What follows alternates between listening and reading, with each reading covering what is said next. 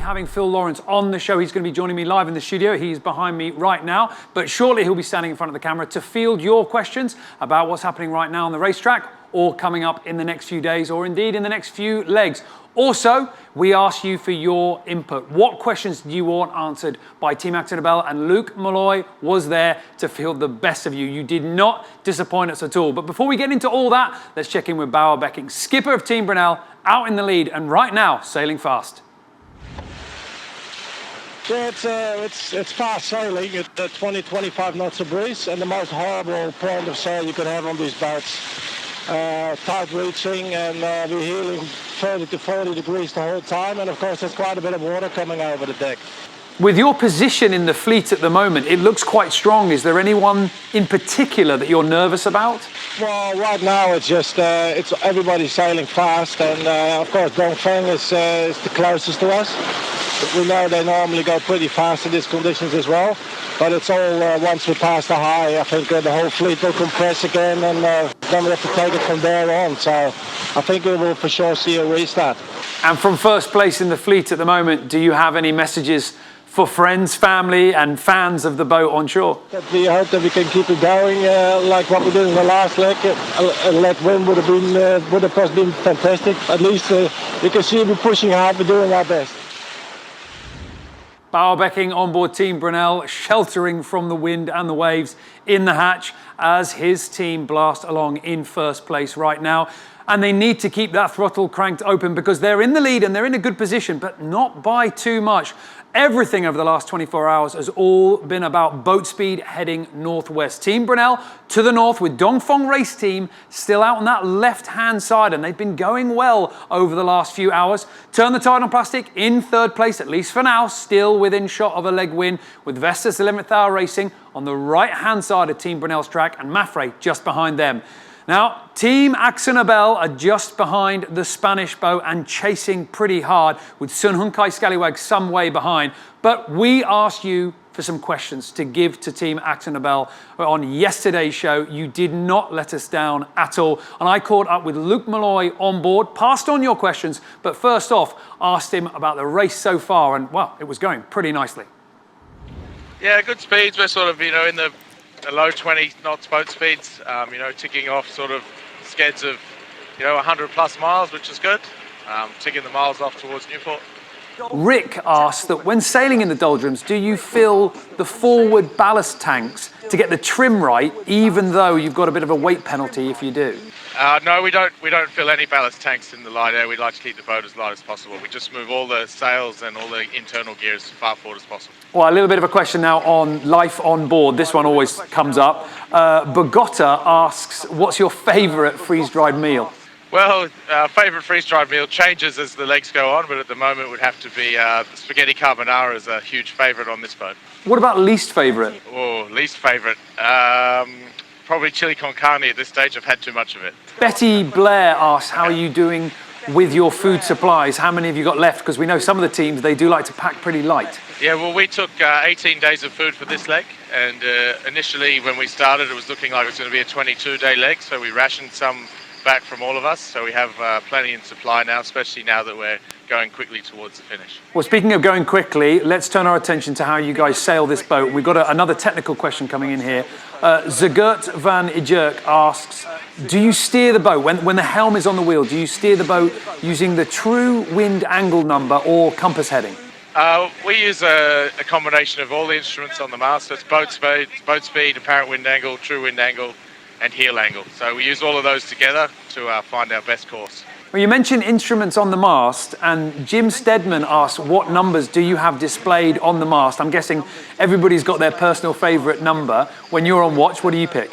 Well, we have boat speed, apparent wind angle, true wind angle, heading, and wind speed on our mast, and that's fixed for everyone. We have a few other displays around the boat with a few other things like heel angle and a few loads and stuff, but that's the main ones that we use. And a lot to concentrate on, I'm sure. And Richard Smith asks, how long is it that the helm is there by the wheel? How long does that shift last? Normally our shift on the wheel lasts up to 2 hours.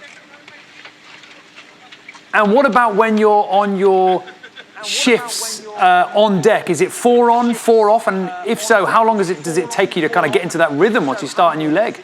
Yeah, well, we run 4 on, 4 off with 2 people changing every 2 hours. And it probably takes 2 days to get into the rhythm with the sleeping and the getting into it. But now I don't even need a clock to wake up, so I'm definitely in the rhythm. Suzanne Russell asks, how does sort of children and friends of the sailors adapt to the long travels of their parents and relatives and vice versa? I'm just wondering, what's your experience has been like that? Well, it's definitely hard on the families. My family in particular has been travelling to most of the stopovers, so that's long travels either from stop to stop or from Europe to the stopovers, and it's definitely tough on them. And it's a full family effort for anyone who's got family to make this work for everyone. Oh, look, that's about all the time we've got for the questions. I wonder whether you've got any message for your fans that are following you back home. Yeah, just say hi to everyone, and obviously hi to my kids, Ted and Alice, and my wife, Sally.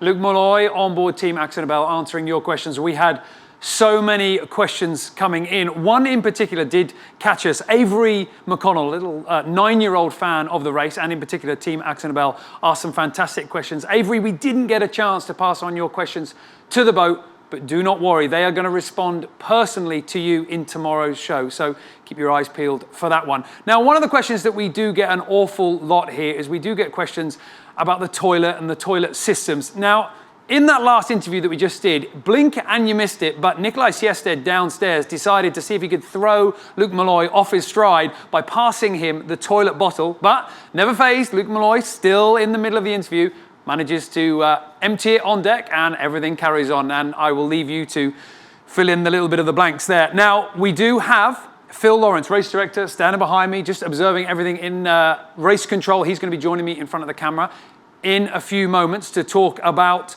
what's going on in the race right now. But if you've got any questions for him, we've already got some coming in. Send us some more in the comments below if you need your questions answered. But on Monday, I asked Conrad Coleman about what was his fantasy pick for the perfect sailors if he could make a watch team out on any of the boats at the moment. Him being watch leader, he's allowed to pick 3 more, and he went for Charles Cordrellia, the Frenchman, solo offshore sailor, and now second-time skipper in the Volvo Ocean Race. And he also went for Nico Lundven, the navigator on Turn the Tide on Plastic, and Francesca Klapčić, the Olympian, sailing with Dee Caffari and crew. And we informed all the boats. We wanted to know whether they thought Conrad was on the money, and Dee Caffari certainly agrees. So Nico Lundven, our secret deadly weapon, quiet, accurate, thorough, very particular, and either doesn't sleep at all, or when he sleeps like the dead. Francesca, our Italian stallion, has learned to love offshore sailing, can be on her A game or sometimes a little bit tired and struggles with the second language, but ask her to do anything and she'll do it with 100% all the time and with a smile on her face. Okay, well, now I have Phil Lawrence. I've pulled him away from his workstation. He's joining me here in front of the camera to answer your questions. You do have a little bit of time left if you want to send in any questions to the race director, the man that knows all about what's happening on the boats and here in race headquarters. And we've been getting some questions in about how much communication the boats have with the shore. Now that the tracker is live, and the intention is that it's going to stay live for the remaining legs all the way to the finish line in The Hague so that you can follow the action minute by minute. But the boats out there on the water, they still only get the 6 hourly position reports. Whether those position reports deliver good news or maybe bad news. Well, that's right. Scores on the doors. We only gained on Scallywag and Axo and lost miles to everybody else. 3rd place is us. We're 13 miles behind the leader. Averaged 18.7.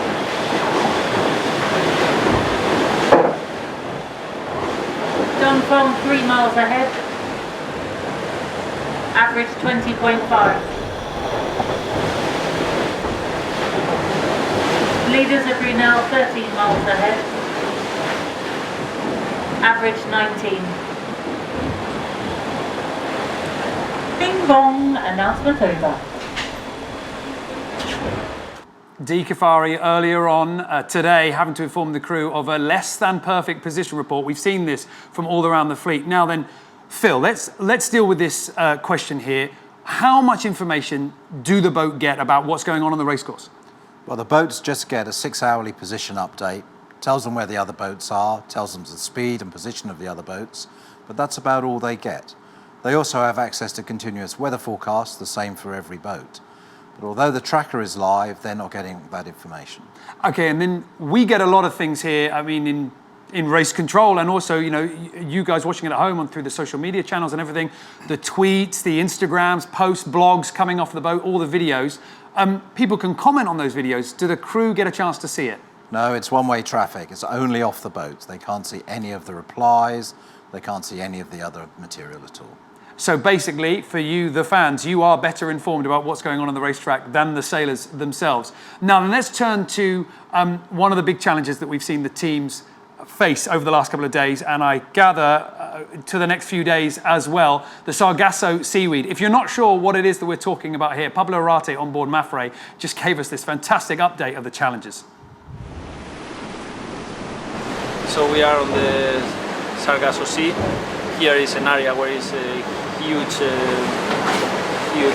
places where it's full of seaweed, and this seaweed normally gets stuck on the foils, and it's quite annoying because you can see the boat speed decreasing, and even sometimes you lose the steering of the boat because the rudder is full of seaweed and it doesn't allow you to sail the boat normal. No? It's good because it's another technique that you have to add on these sailing conditions, and for sure all the boats are having the same issues, and hopefully we can do it better than them, and it can be a small advantage for us. Pablo Arate just explaining the Sargasso seaweed and how it just seems to stick to everything. Now then, Phil, we've had a question here, quite a common question here. Jenny Vickery asks, are they allowed and do they use the drones, the drones that we've seen the onboard reporters use to get these fantastic shots? Do they use those drones to spot the seaweed coming ahead? No, they don't. The OBRs on the boat are there to provide information for the public to share the story. They're not there to enhance the performance of the boat. They're not allowed to help sailing the boat, and they're not allowed to help tactically. So the answer is no.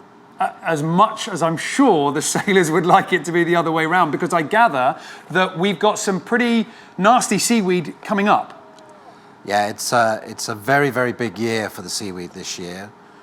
We were looking at some satellite imagery today in race control, which the teams can't see, and they've got about 600 or 700 miles of this to get through. It's very, very intense. It's very, very intense. And I mean, we've seen some of the teams talking about a back down, reversing to basically wash the seaweed off the keel. That's common. That's not really something that happens once or twice. We expect all the teams to be going through this. Yeah, they will. I think Conrad gave quite a good little demonstration of how that works a couple of days ago. And as it builds up, they have to stop and they back down. It costs them 2 or 3 miles every time, but the boat speed goes down so much they have to do it. Okay, well, I know you wanted to give us a little bit of an update as to the weather and to the strategy, but before we go there, I just want to ask you a little bit of a question here. You guys are sending in your questions, fantastic. You do have some time to send in some more. We've got a question here about the points system. Niels Velinga, I hope I'm pronouncing that right. I do get in trouble if I pronounce them wrong. Niels asks, what if the boats are tied in points in the overall and also tied in the import races? The import races are the first point to separate if we get a tie. What if they're tied in both? If that happens, then the last import race will be the tiebreaker. So the best result in the last import race will break the tie. Okay, now I'm going to ask you one more quick one here because I always ask Phil this and he never gives me an answer to it. Mark WP Bison asks, which boat is the dark horse to come from behind to snatch away victory? I always ask you for your views on which boats you think going well. What's your answer this time? I don't know is the answer to that, as always. I mean, at the moment, Brunel are going very, very well in this leg. They're stretching away. They're going very, very fast. So they could be on for a double win.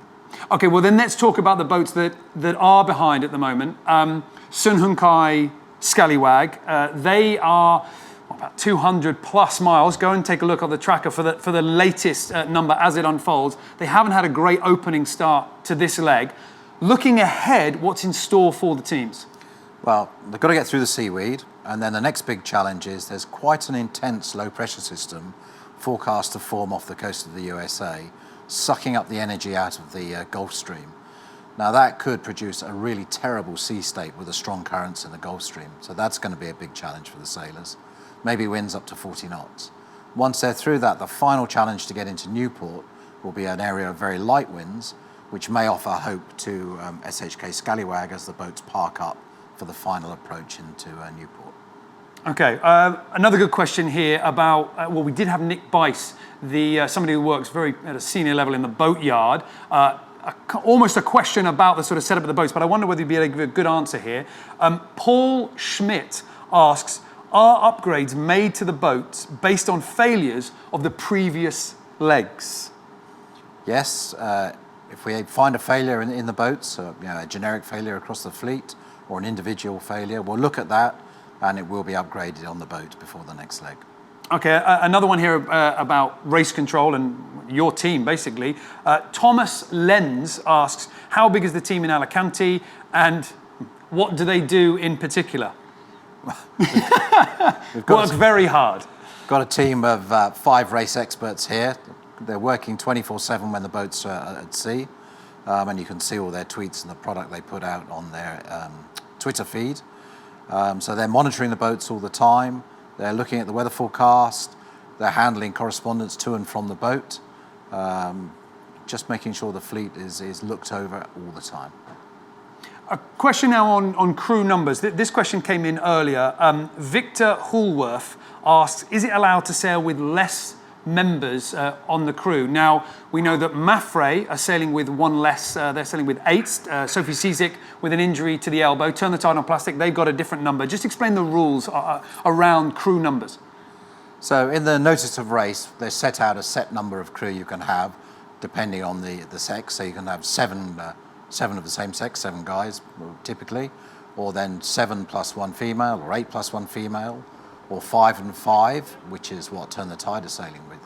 But the crews are able to sail with less than those maximum numbers, but at all times they must have a minimum of 6 crew on the boat. And a little question here about the crew, and we're seeing some of the images here of how hard everybody's working, and Derek Lane asks, you have to stare into your crystal ball a little bit for this one, but does Phil think that the grinders will change to leg grinders similar to those of the America's Cup, or maybe a hybrid version in the future for One Design Racing? What's your take on that one? I think not is the answer to that. For any specific reason? What do you think? The versatility of having those pedestals? Or? I think one of the things we saw in the America's Cup, one of the grinders did a fantastic job, or the cyclists rather, but he hadn't been sailing before, so he's won the America's Cup. Couldn't sail an oppie. Couldn't sail an oppie. So I don't think we'll see that going forward. I think it'll be controlled in the rules. Okay, well there you go. So Phil Lawrence here reckons he could beat one of the America's Cup winners in an oppie. You've heard it here on the show. Okay, so we've just got last little chance just to talk a little bit about Newport, what we can expect in there. Conrad's been talking about the slowdown happening, but either way, I mean, it's fairly safe to say we're expecting a bit of a warm welcome by the time we get to Newport. Well, it will be a warm welcome from the crowd on the shore, but the water temperature there is only 6 degrees, and it was snowing a week ago. Similar in the last race, and then the weather was fantastic for the stopover with very big crowds. It's a sailing town, a knowledgeable audience. We're expecting a really good stopover. Okay, and one last question here, because this has just been something that's just been breaking in the last few hours. Mafre, just take a little look at this footage here. This is something that they've sent in. We know that Mafre have experienced some problems with their steerage linking, the line that basically takes the movements from the wheel on deck down underneath the deck and then transfers that to the quadrants attached to the rudder and basically turns the boat. A break in that link, meaning that one of those rudders wasn't working. They're up to speed now. The whole thing took them about an hour to turn it around, and they're back up to full pace. But in race control and with your team, how much communication with the boats is there when something like that happens? I mean, how much assistance can you lend? Well, they keep us informed as soon as they get a problem. They're pretty self-sufficient. I mean, they fix that problem themselves without any external advice. We do allow them to get technical and expert advice from the suppliers if there's an issue that they can't solve on board, and that's allowed in the rules. But most of the time they fix it themselves. I mean, talking about that rudder incident, Brunel had a similar one where they lost a rudder arm approaching Cape Horn in heinous conditions, but they managed to fix it and win the leg. Yeah, fairly resourceful, and certainly Mafre have had, shall we say, more than their fair share of chances to shine in terms of jury rigging some solution to a problem out there on the water. Phil, that's everything we've got time for. Thank you very much for taking the time to join us here and answer your questions. If you've got any more, I might try and grab him on another occasion. He is a busy man, but put them in the comments below. And don't forget, tomorrow we've got the quick fix. On tomorrow's daily show, another chance to get your questions answered by some of the sailors out there on the water. So pass them along to us. Plus, do not forget, on Friday, Conrad Coleman is going to be back. And I would love to be able to come back at him with some strong arguments about some of the sailors that he's missed on this leg for this week that we know have actually proven to be very useful for their sailors. If you've got some good ideas, pass them down in the comments below and I can look all the more intelligent in front of Conrad. That is everything that we've got for our show today, but do not forget we have also got a weekly show for you. The team here in Alicante put out a fantastic show every week with all of the best content for you to enjoy.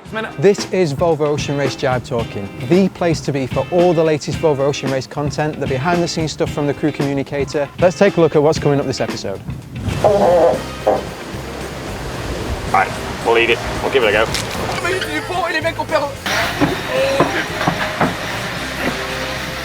You can see the new one, don't you? Yeah. Today I use chocolate chip cookie dough. You gotta stop interrupting me when I'm doing interviews. But you're always doing interviews.